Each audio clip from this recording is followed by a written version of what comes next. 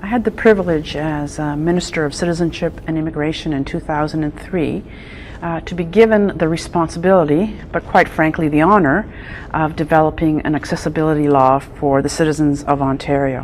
When we embarked on developing the AODA, the Accessibility for Ontarians with Disabilities Act, we definitely were not the leaders. In fact, we learned from the leaders. At the time, the leaders were United States, Great Britain, and Australia. I can honestly say that Ontario is now the leader in the world on accessibility. We have a long way to go to fulfill full accessibility, and that is why we gave businesses and other entities 25 years to do it, but we are ahead of the pack.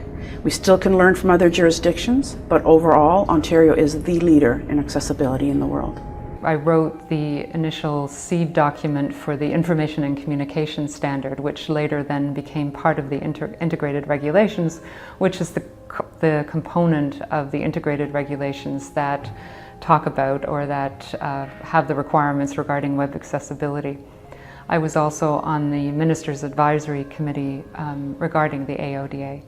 And what I always say is the best part of the AODA is that it doesn't require the individual with a disability to make sure that the law is obeyed or that people are compliant to it.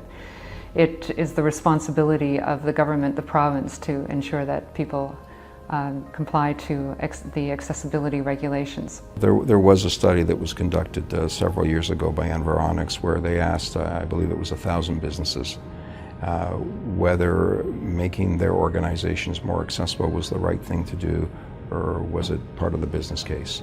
And interestingly enough, the majority of businesses that respond to that survey indicated that it was the right thing to do. So I think when businesses are thinking accessibility, they're thinking on more than one level. They're looking at reaching a broader customer base, and obviously based on what Environics study reported, they're also taking a look at the right thing to do as well. In my opinion, we all benefit from accessibility, a good accessibility law like the AODA. First of all, if we are fortunate, we will all age. And when you age, you naturally have a disability, often.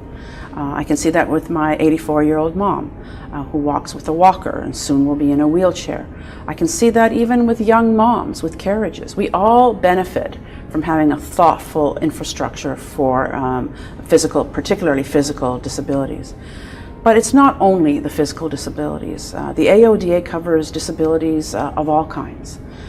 For example, the invisible disabilities like mental health.